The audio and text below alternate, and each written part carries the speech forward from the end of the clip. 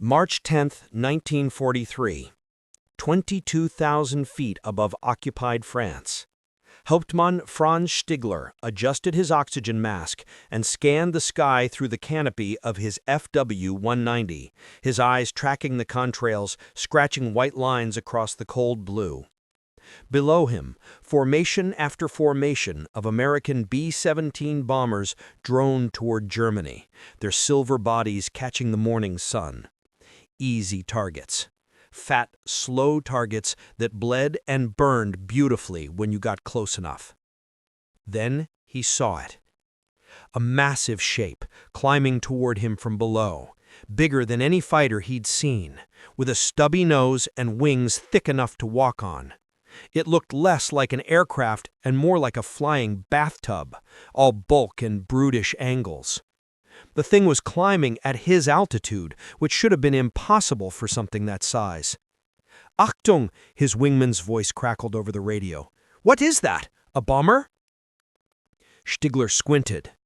No bomber guns. Single engine. Single pilot visible in the bubble canopy. So it was a fighter. An American fighter. One of the new ones intelligence had warned about, the Republic P-47 Thunderbolt. He almost laughed. The FW-190 beneath him was a masterpiece of German engineering, compact, lethal, built by men who understood that fighters should be light and nimble. This American monstrosity looked like someone had strapped wings to a milk truck and hoped for the best. 7 tons. 7 tons of aircraft are trying to dogfight. The intelligence reports said the Americans were calling it the Jug, short for juggernaut. Stigler thought it looked more like a flying pig. "Easy kill," he muttered, pushing his stick forward into a diving attack. The Thunderbolt pilot saw him coming. Instead of diving away like a rational man in an overweight fighter should, he turned into Stigler's attack. Not a gentle turn, a hard, aggressive bank that should have bled all his energy, that should have left him hanging in the air like a target at a shooting gallery. But he didn't hang. The big American fighter pulled through the turn and kept climbing, its massive Pratt & Whitney engine roaring defiance, and Stigler felt the first cold finger of doubt. 6 months earlier, in a hangar at Republic Aviation's facility in Farmingdale, Long Island, Chief Engineer Alexander Kartveli had stood before a gathering of Army Air Force officers and endured their skepticism with the patience of a man who'd heard it all before. "Gentlemen," one colonel said, gesturing at the hulking fighter prototype behind Kartveli, "it's too big, too heavy. The Germans have the 109 and the 190, nimble, efficient fighters. This," he paused, searching for diplomatic words, "this looks like a flying anvil." Kartveli didn't argue. The P-47 was big. At 14,000 pounds loaded, it weighed twice what a Spitfire did. Its air-cooled radial engine stuck out like a beer keg, and the fuselage behind it was thick enough to house a turbo supercharger system that took up the entire aft section. It wasn't elegant, it wasn't graceful. "You're absolutely right, Colonel," he said quietly. "It is big, because I built it to bring pilots home." He walked to the aircraft, rapped his knuckles against the engine cowling. 2,000 horsepower from the R-2800 engine. Armor plating around the pilot, real armor, not thin sheet metal. Self-sealing fuel tanks that won't turn into fireballs when hit.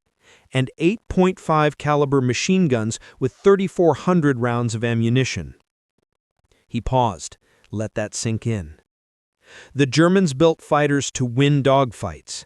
I built a fighter to win wars. You want nimble? Buy a Spitfire.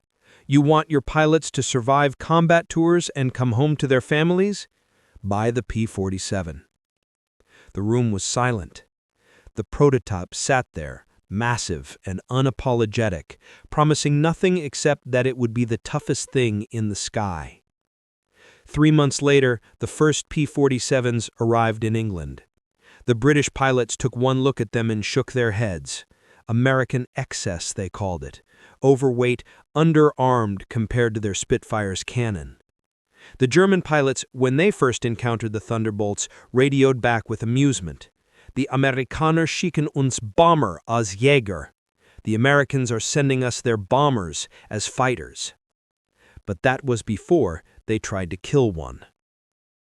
Back over France, Stigler lined up his shot. The Thunderbolt was in his sights, close enough to see the pilot's head moving in the canopy, close enough that he couldn't miss. He pressed the firing button. His 4 20-millimeter cannons hammered, and he watched his rounds walk right across the American's wing root and fuselage. Direct hits. Solid hits. Hits that should have torn the wing off, or exploded the fuel tanks, or at minimum sent the American into a smoking dive. The Thunderbolt shuddered, kept flying, and then it rolled inverted and dove, accelerating so fast that Stigler lost sight of it in seconds.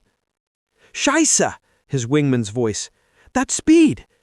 Stigler pulled back on his stick, trying to follow, and felt his controls stiffen as he approached 450 miles per hour.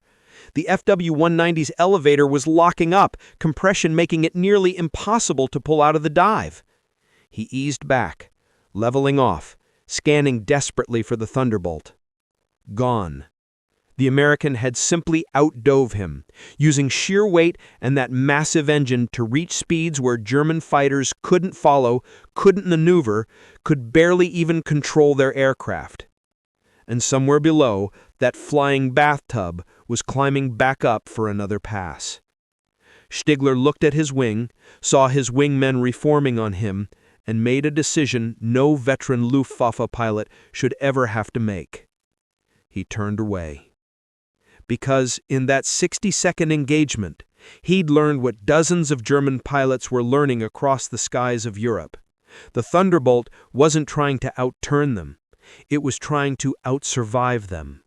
And once you realized you couldn't kill it, once you understood that every attack run meant diving into range of 8 machine guns while hitting a target that could absorb punishment and keep fighting, the joke stopped being funny. Lieutenant Colonel Hub Zemke stood in the briefing room at RAF Boxted, Essex, watching his pilots file in with the skepticism of men being asked to fly refrigerators into combat. Outside the windows, rows of P-47 Thunderbolts sat on the hard stands, their bulbous noses and thick wings looking distinctly un-fighter-like in the gray English morning. Zemke had flown the P-47 for 3 months. He'd taken it up to 40,000 feet, dove it past 500 miles per hour, and put it through maneuvers that should have torn the wings off. The airplane was still there, still flying, still demanding respect through sheer indestructibility. But his pilots, most of them fresh from training, some with experience on lighter fighters, looked at the Thunderbolt like it was a cruel joke. "Sir," Captain Jerry Johnson spoke up, "with respect, how are we supposed to dogfight 109s in these things? The Messerschmitt can out-turn us. The 190 can out-climb us at low altitude. This plane weighs 7 tons. Zemke let the murmur of agreement run its course. Then he walked to the blackboard and drew 2 aircraft in a turning fight, the classic dogfight everyone had trained for. "You're absolutely right, Captain. In a turning fight at 15,000 feet, a 109 will eat you alive." He drew a large X through the diagram. "So we're not going to fight that way."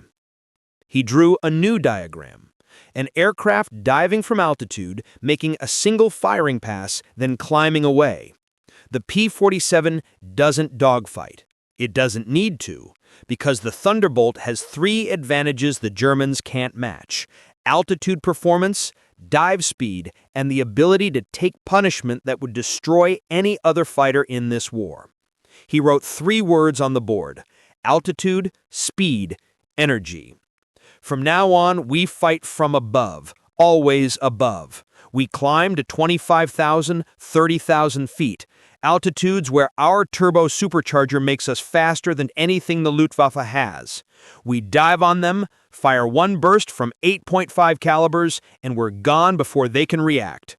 If they follow us into the dive, their controls lock up, and we leave them behind. If they try to climb after us, we outclimb them in the thin air." He turned to face them.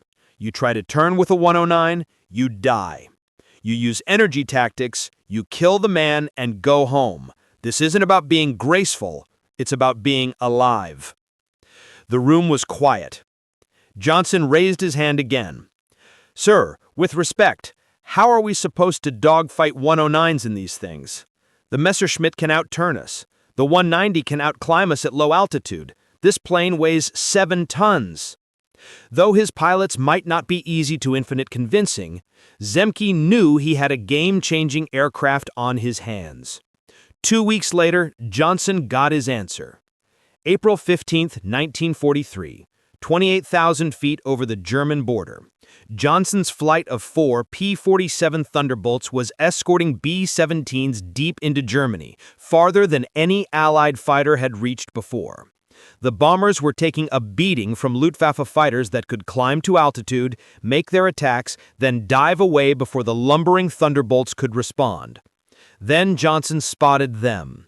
6 FW-190s climbing from below, angling for another pass at the bombers. He didn't think, didn't hesitate, just rolled inverted and pulled through into a vertical dive, his 3 wingmen following. The airspeed indicator climbed past 400 miles per hour, past 550 miles per hour. The controls grew heavy but remained responsive. The Thunderbolt's hydraulically boosted ailerons still worked while other fighters would have locked solid. The 190s never saw them coming. Johnson opened fire at 500 yards, his 8.5 calibers converging on the lead German fighter. The Browning M2, Maut Deuce to American infantry, the 50 cal to pilots, was not the fastest firing weapon in the sky. The German MG-151 cannon fired faster, the British Hispano cannon hit harder. But when you put 8 of them together, synchronized to fire 800 rounds per minute each, something happened that no amount of engineering specifications could quite capture. The Germans called it Schlagregen, beating rain. British pilots who'd fought alongside Thunderbolts called it 8 guns of hate. The sound was distinctive, even from the ground. Not the sharp hammering of cannon, but a deeper sustained roar like ripping canvas, like God tearing the sky in half. Johnson's burst lasted 2 seconds. 1,600 rounds cycled through his guns. The lead FW-190 came apart. Not shot down, not damaged, came apart. The wings folded upward, the fuselage broke in half, and pieces scattered across 3,000 feet of sky, while the pilot, if he was still alive, rode the wreckage down without time to bail out. The other 190s broke in all directions, and Johnson pulled out of his dive at 12,000 feet, his altimeter unwinding so fast he'd dropped 16,000 feet in maybe 20 seconds. Behind him, his wingmen were reporting kills. The entire engagement had lasted less than a minute. Then his radio crackled. "Lead, you're smoking." Johnson looked back. White smoke was streaming from his right wing. He ran through his instruments, everything green except the right wing fuel gauge, which was reading 0. Something had hit him during that dive, punched through the wing and hit the fuel tank. In a Spitfire, that meant fire and death. Self-sealing tanks only worked if they weren't catastrophically ruptured. In a 109, a fuel hit meant you had maybe 30 seconds before something ignited. Johnson waited, kept flying. The smoke continued, but never turned to flame. The self-sealing compound in the tank was doing its job, swelling and plugging the hole as much as 100-octane fuel tried to escape. The rubber-lined tanks that added weight and complexity and cost were earning their keep. He made it back to England on one tank, landed with 50 rounds of ammunition remaining and a hole in his wing you could stick your arm through. The ground crew counted 14 separate impact strikes on his aircraft. 7 had hit critical areas: fuel system, control cables, engine cowling. Any other fighter would have gone down. The P-47 had brought him home. That night, in the officers' mess, Johnson bought Hub Zemke a drink. "I take it back," he said. "Every word. That airplane is a monster." Zemke raised his glass. 7 tons of monster that keeps you alive. Across the English Channel, in a Luftwaffe briefing room outside Paris, German intelligence officers were compiling reports from the day's combat. The entries were starting to form a pattern. Encountered P-47s at high altitude, could not maintain climb rate, lost contact. Attacked Thunderbolt during bomber escort, scored multiple hits, target did not go down, broke off engagement. And P-47 dove away at extreme speed. FW-190 controls locked in dive, could not pursue.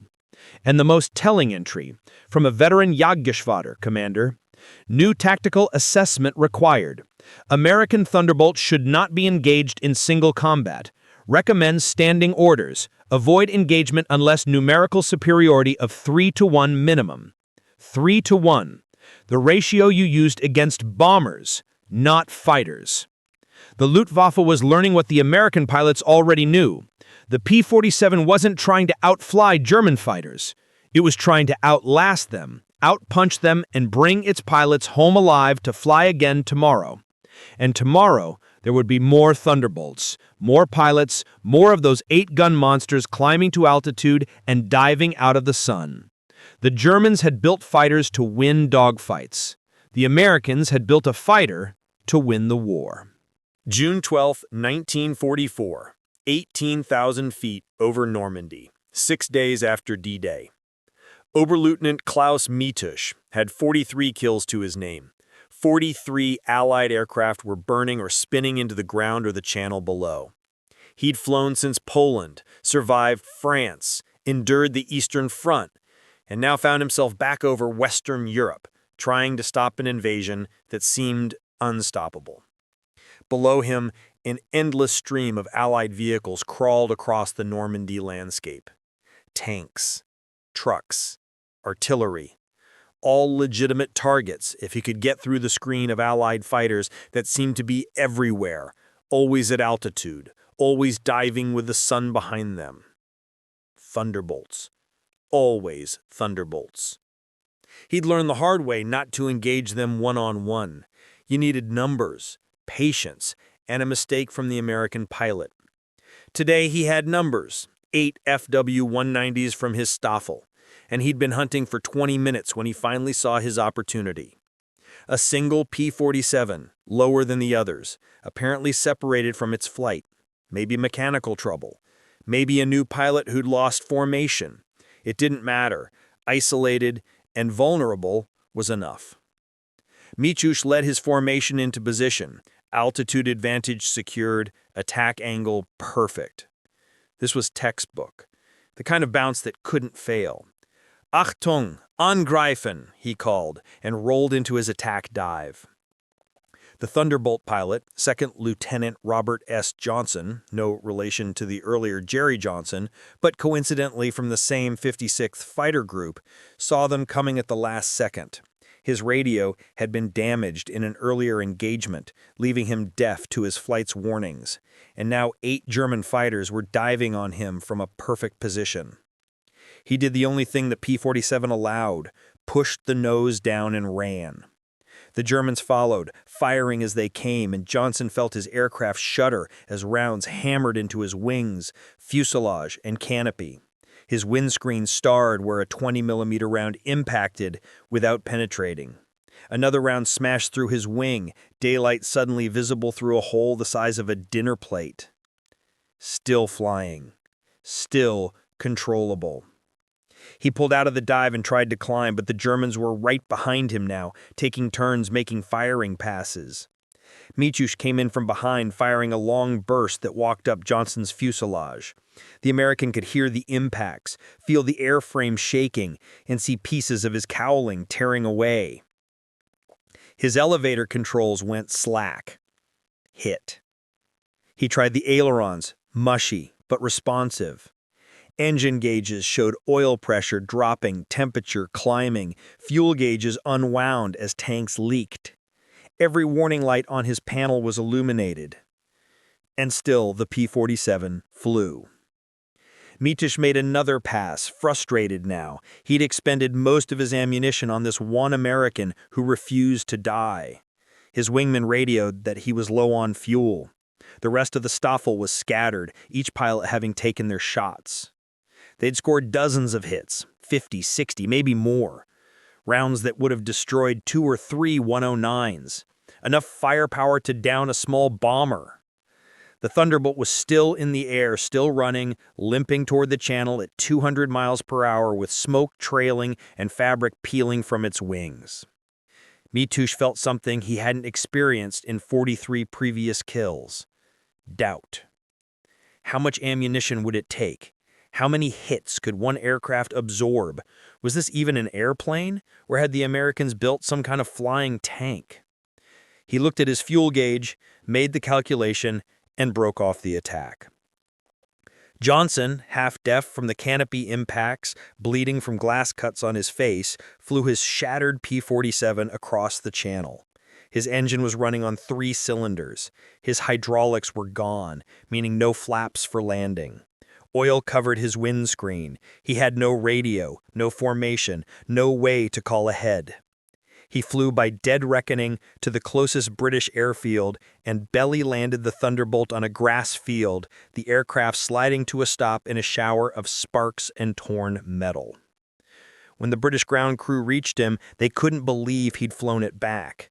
When they counted the damage, they stopped at 200 hits. 200 separate impact points from machine gun and cannon fire. The armor plate behind Johnson's seat looked like it had been used for target practice. A dozen impacts had mushroomed against it, any one of which would have killed him without the plate. His self-sealing tanks had 16 holes between them, all sealed, all preventing the fire that should have consumed him. The engine cowling had more holes than metal, but the massive R2800 radial had kept running, its 18 cylinders absorbing damage that would have destroyed an inline engine. Johnson climbed out of the cockpit, looked at his airplane, and said 6 words that would be quoted in P-47 squadrons for the rest of the war. "This damn plane brought me home."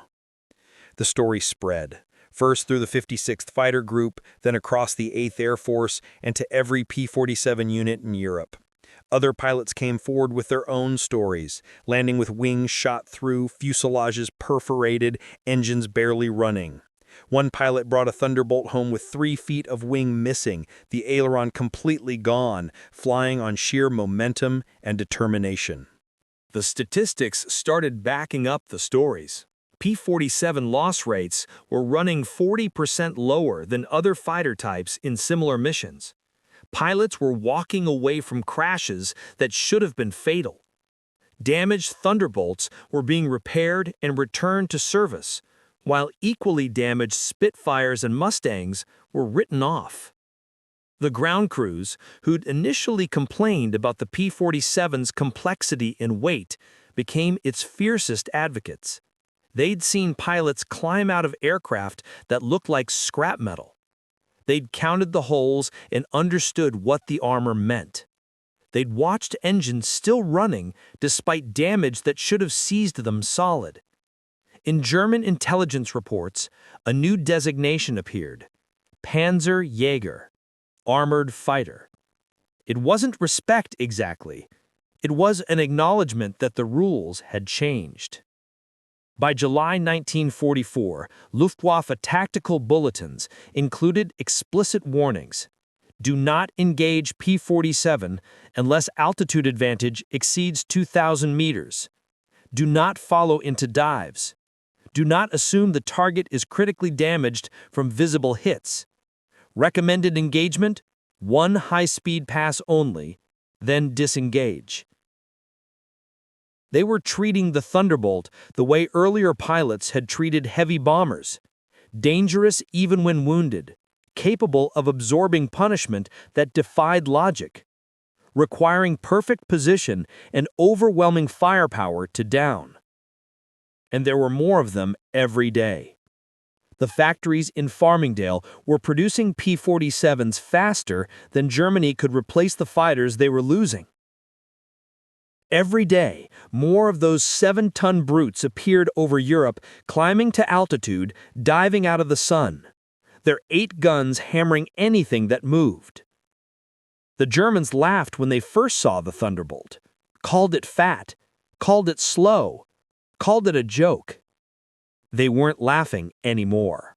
August 7th, 1944, 4,000 feet over the Falaise Gap, France. Colonel David Schilling watched the carnage below through his canopy and felt something shift in his understanding of what the P-47 could do. For a year and a half, they'd used the Thunderbolt as a high-altitude escort fighter, protecting bombers, engaging German fighters in the thin air where the turbo supercharger gave them an advantage. But now, with the Germans in full retreat from Normandy, trying to escape through a narrow corridor being squeezed shut by British and American forces, someone had asked a different question. What happens when you point 8 50-caliber machine guns at ground targets? The answer was below him now, and it was biblical. Schilling's group of 16 P-47s had been strafing the German column for 20 minutes. They'd started at the front of the convoy, blocking the escape route, then worked backward methodically. Trucks burned, half-tracks exploded. Tanks, actual tanks, were showing penetration marks from 50-caliber AP rounds hitting engine decks and turret rings.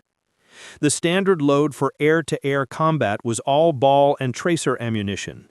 But someone, probably an armorer who had grown tired of watching fighters return with full magazines, had suggested mixing in armor-piercing incendiary rounds, 1 API round for every 3 ball rounds. The effect on soft-skinned vehicles was catastrophic. On armored vehicles, it was merely devastating. Schilling lined up on a Panther tank trying to maneuver off the road. In a dogfight, 2 seconds of trigger time was a long burst. Against ground targets where you had all the time in the world and gravity helping your aim, he held the trigger for 4 seconds. His 8 guns fired 533 rounds. Most missed, sparking off pavement or digging into dirt. But maybe 50 rounds hit the tank. Most bounced off the armor, screaming into the sky as bright ricochets. A dozen found the engine deck, the thinner top armor, the vision ports. 3 of those dozen were armor-piercing incendiary. The engine caught fire. And that was when Republic Aviation's engineers got their second vindication. They'd built the P-47 Tough for high-altitude combat, for absorbing hits from German fighters. They'd never intended it to operate at low altitude, where every German soldier with a rifle could shoot at it. But unintentionally, accidentally, they'd built the perfect ground attack aircraft. Schilling pulled off his strafing run at 500 feet, tracers following him up from German positions. Rounds pinged off his armor plate, his wings, his fuselage. Small arms fire that would have been suicidal for lighter fighters. He climbed away, checked his instruments, everything still green, and set up for another pass. Below him, his pilots were discovering what the Thunderbolt could survive. Lieutenant Quirk took a 20mm flak burst under his wing that blew a 3-foot hole, still flying. Captain Johnson, a different Johnson, there seemed to be dozens in the P-47 groups, flew through his own ricochets, his rounds bouncing off a tank and punching back through his wing. Didn't matter. The wing had so much internal structure that losing 6 square feet of skin was like losing a fingernail. And the guns, always the guns. Each Browning M2 carried 425 rounds in a belt. 8 guns, 3,400 rounds total. At an 800 rounds per minute cyclic rate, that gave a pilot about 40 seconds of actual trigger time. In air-to-air combat, pilots fired in 1 or 2 second bursts. Most returned from missions with half their ammunition unused. But against ground targets, where you could see the impacts, where you could walk your fire onto trucks and trains and fuel depots, pilots were learning to use every round. And 3,400 rounds of 50-caliber ammunition, delivered accurately, could destroy an astonishing amount of enemy equipment. The doctrine was evolving in real time. High-altitude escort in the morning, ground attack in the afternoon. The same aircraft, the same pilots, doing jobs that normally required specialized attack planes. The British used Typhoons for ground attack, excellent aircraft but fragile, vulnerable to ground fire. The Germans used Stukas, perfect dive bombers until anyone shot back. The P-47 could take the punishment and keep coming back. By September 1944, Thunderbolt groups were claiming more German vehicles destroyed than any other Allied aircraft. Trains, trucks, tanks, staff cars, supply depots. If it moved or supported the German war effort, it was fair game for the jug pilots who'd learned to love their 7-ton monsters. The Luftwaffe pilots who remained, and there were fewer every week, no longer joked about the fat American fighters. They watched Thunderbolts at work and understood that this was what happened when a rich nation with unlimited industrial capacity decided to build a fighter that couldn't be killed. One captured German pilot, interrogated after the war, summarized it perfectly. "We built fighters to prove our engineering was superior. You built a fighter to prove your pilots would survive. Your way worked better." In late September, Lieutenant Robert Johnson, the pilot who'd survived 200 hits, was rotated back to the United States. His tour was over. He'd flown 91 combat missions in the Thunderbolt, scored 27 kills, survived being shot down twice, and walked away from more close calls than he cared to count. At his final debriefing, an intelligence officer asked him what made the P-47 effective. Johnson thought for a moment. "It's not the fastest, it's not the most maneuverable, but it brings you home. Every time. You fight in a Thunderbolt, you're not wondering if you'll survive getting hit. You're wondering how many of them you'll kill before they give up trying to kill you." He paused. "The Germans built fighters for nights. We built a fighter for a fistfight. And in a fistfight, the guy who can take a punch and keep swinging wins." The production numbers told the story. By war's end, Republic Aviation would build 15,638 P-47 Thunderbolts, more than any other American fighter except the P-51 Mustang. They'd serve in Europe, the Pacific, the Mediterranean, and the China-Burma-India theater.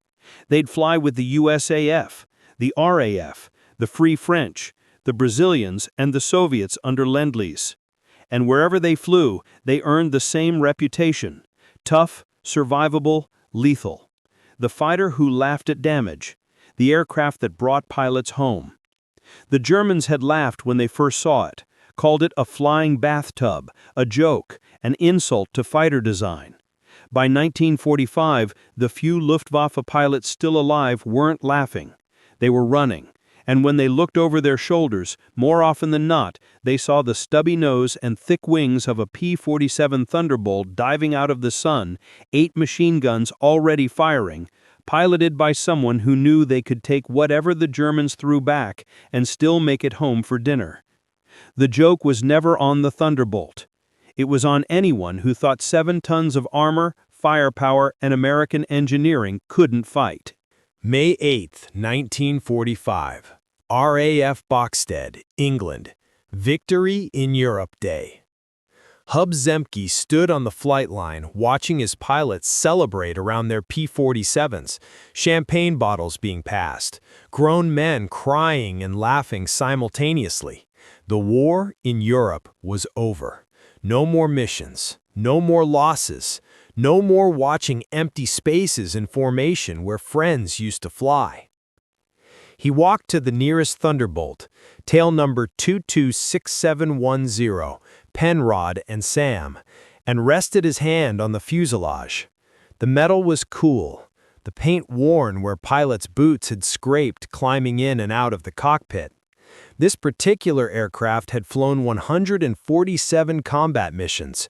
147 times it had carried a pilot into combat.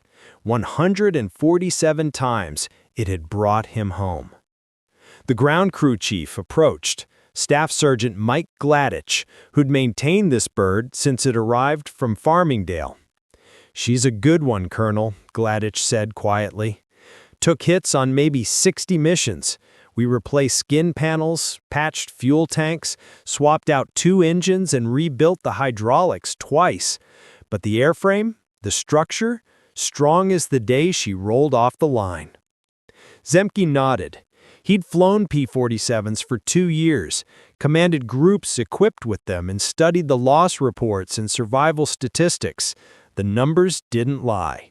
Pilots flying Thunderbolts had survival rates 30 to 40% higher than those in other fighters performing similar missions. "Alexander Kartveli built this to bring pilots home," Zemke said. I think he succeeded. Gladych smiled.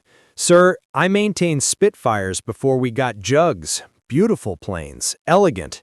But I'll tell you something. I've seen Spits come back with damage that grounded them permanently.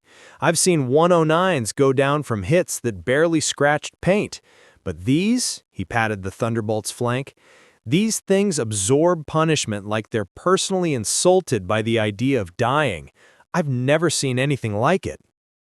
Across the flight line, Second Lieutenant Robert Johnson, not the famous one, but a young pilot on his third mission, stood with the veteran pilots listening to their stories. Stories about taking hundreds of hits and surviving, about belly landing with dead engines and walking away, about watching rounds bounce off the armor plate that saved their lives. "Why'd they make it so heavy?" the young Johnson asked. "I mean, wouldn't it be better if it could turn tighter?" Captain Jerry Johnson, the original one, now an ace with 18 kills, shook his head. "Kid, let me tell you something about fighter design. The Germans built their fighters to win dogfights. And yeah, in a flat scissors at 15,000 feet, a 109 can outturn us. But here's what matters. I'm standing here today. So is every pilot in this squadron who flew the Jug. We've lost guys, sure, but our loss rate is half what the Mustang group suffered and a third what the early Spit squadrons took." He pointed at the Thunderbolt behind him. "That weight you're complaining about? That's armor. That's structure. That's the difference between shot down and flew home with holes in the wings. Kartveli didn't build a fighter to impress other engineers. He built a fighter to win a war by making sure his pilots survived to fight tomorrow." Another pilot spoke up, his voice quiet. "I got hit over Berlin. 3 20-millimeter rounds. One took out my engine. One blew through my wing. One hit the armor plate behind my seat, doing maybe 1,800 feet per second." He paused. "That round mushroomed against the plate, didn't penetrate. I felt the impact through my seat. If that plate hadn't been there, that round goes through my spine and I'm dead before I know I'm hit." The young Johnson was silent, processing this. "You'll understand after your first time taking fire," Jerry Johnson said.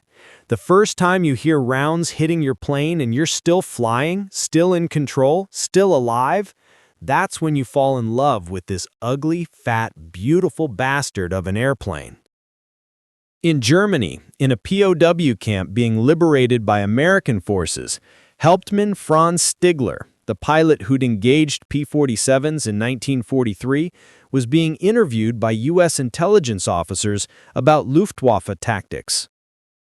"What did you think of the P-47?" an officer asked.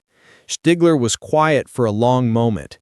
"In 1943, we joked about them. They looked ridiculous. We called them der Dicke, the fat one. We thought the Americans didn't understand fighter design. And now? Now I think we didn't understand war." He chose his words carefully. "We built fighters to dominate in combat. You built fighters to win campaigns. Our 109s and 190s were magnificent machines, but fragile. Your Thunderbolt was crude, but indestructible. By 1944, we were losing pilots faster than we could train them. You were bringing pilots home to fly again the next day. It wasn't about which airplane was better in a dogfight. It was about which Air Force would still have pilots left when the war ended." He paused. "You won because your pilots survived. That's what the P-47 did. It kept your pilots alive long enough to overwhelm us with experience and numbers. By the end, every German pilot knew you might shoot a Thunderbolt, but you probably won't kill it. And while you're trying, its friends will kill you." The intelligence officer made notes. "So you respected the P-47? "Respect?" Stigler laughed bitterly. "We feared it, not because it was elegant or superior in performance, because it was unkillable, and it carried 8 machine guns and there were always more of them. When you know you can't win, respect becomes irrelevant. Fear is all that's left." Back in the U.S. at Republic Aviation's factory in Farmingdale, Alexander Kartveli received a telegram on VE Day.